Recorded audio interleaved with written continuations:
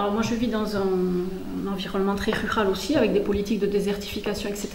Et ce qu'on connaît de la politique des CCAS ou des SIAS localement, il y a des choses qui se ressemblent, effectivement, partage des repas, etc. Mais c'est quand même très très limité par rapport à ce que vous nous avez présenté.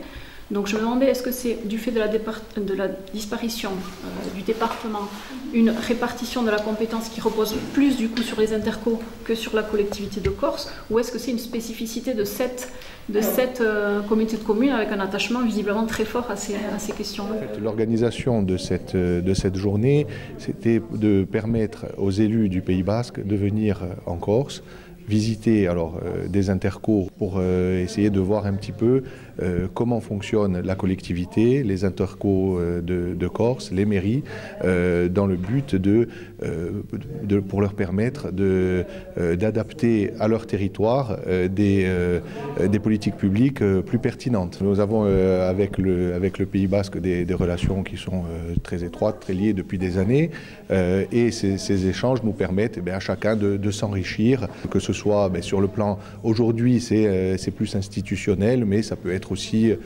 culturel ou sur d'autres sujets. Les objectifs dans cette communauté de communes, mais plus généralement en Corse, il est d'établir déjà des rencontres entre les élus de Corse, les mouvements politiques en Corse et nous qui venons du Pays Basque. Donc ça c'est un premier point. Et ensuite, il était également pour nous intéressant de voir un petit peu l'articulation entre les différents échelons institutionnels, à savoir la commune, les communautés de communes et la collectivité de Corse qui a été créée au 1er janvier 2017, puisque en Pays Basque aussi, nous sommes en train de regarder cela de très près pour peut-être évoluer, pour peut-être aujourd'hui nous sommes rassemblés autour d'une communauté d'agglomération avec certaines prérogatives, avec certaines compétences, mais on aimerait aller un petit peu plus loin.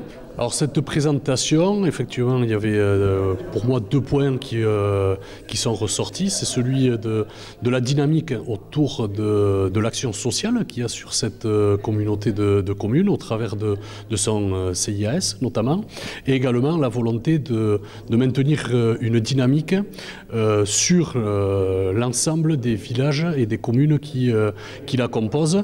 Mais je crois que les élus dans la plupart des communes sont aujourd'hui confrontés à une situation où l'État se désengage.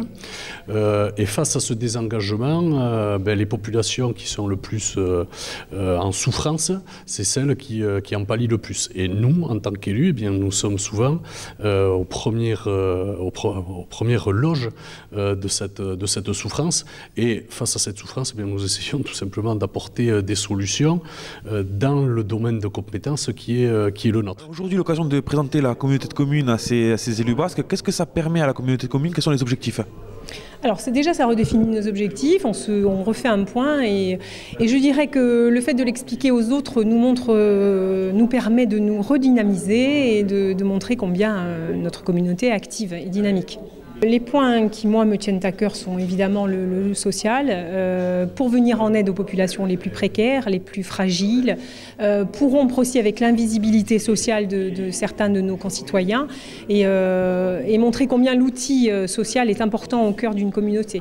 Les échanges sont toujours évidemment intéressants et je dirais qu'on s'inscrit après dans une dynamique de travail commune et c'est toujours très intéressant aussi de voir un petit peu ce qui se fait ailleurs pour enrichir ce que nous faisons déjà.